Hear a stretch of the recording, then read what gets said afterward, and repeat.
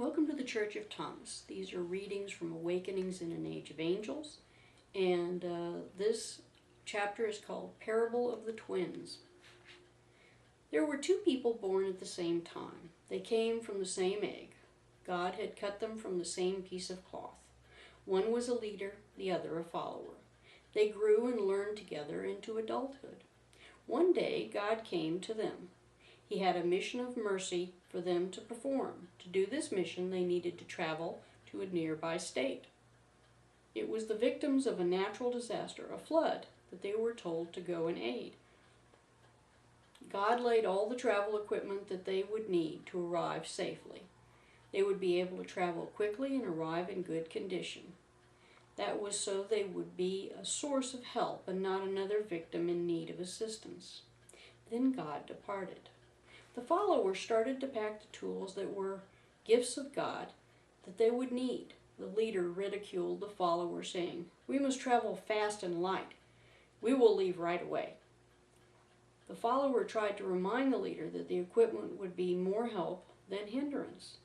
The leader was very proud and filled with self-importance. The leader felt that the need was so dire that God would clear their path and speed their feet. There was no need for these gifts. The follower continued to pack. In anger, the leader said, "If you want to pack, you can catch up with me later. The need is too great to waste time." Secretly, the leader felt that the follower would be a hindrance and a distraction to the task at hand. It would be better to separate, leaving the follower behind.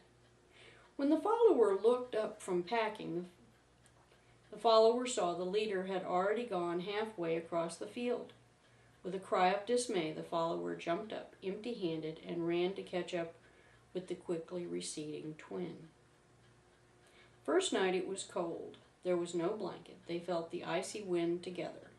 When the follower wished out loud for the blanket, the leader told the follower to go home if the task was too hard. The follower said, "No, God chose to send both of us."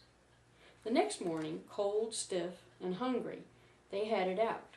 They soon came to a briar patch, dense thicket, and that stretched as far as the eye could see. The leader asked God to part the gorse to form a clear path. When the prayer went unanswered, the follower mentioned that a sickle and chaps with thick gloves had been the equipment God had supplied. The leader responded that this must be a test of their determination. The follower just moaned. They forced a path into the briar.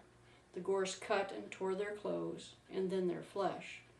The clothes ceased to be protection, no matter how insufficient. They had not been designed for this work.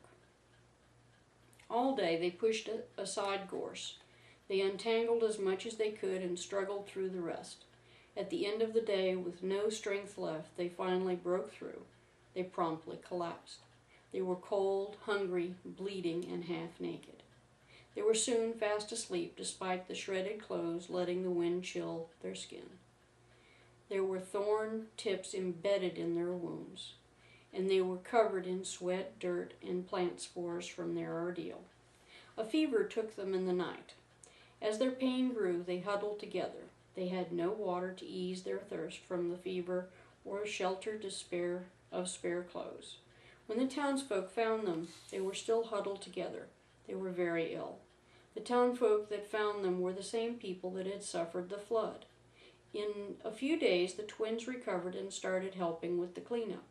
They had missed the window of opportunity that would have helped the people of the town. They had not been of aid by saving any lives. God came to the twins asking how they had fared. The leader complained that they had been delayed. The leader had said that they had persevered and traveled as fast as was humanly possible. God was not pleased. He asked, "Why are the tools not with you?" The leader told God that we felt that we could go more quickly if we were unencumbered.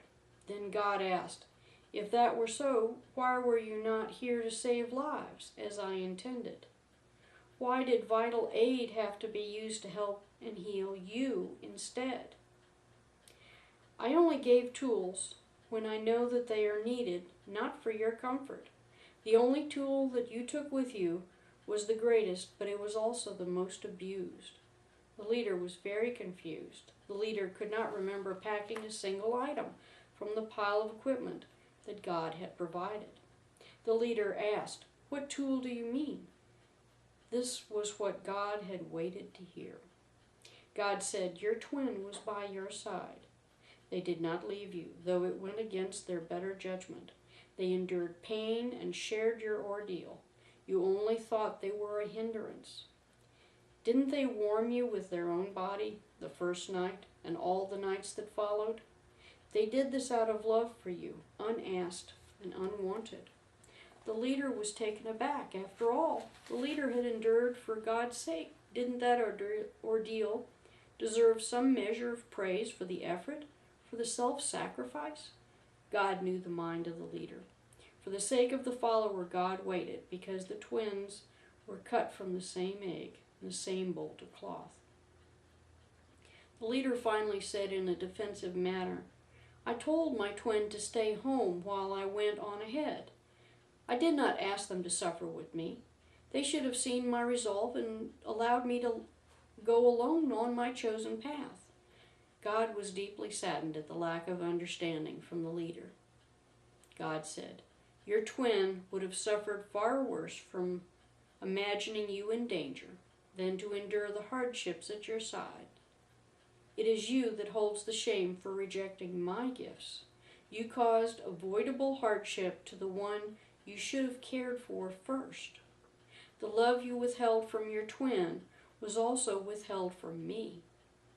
This is because your twin was the greatest gift I have ever given you."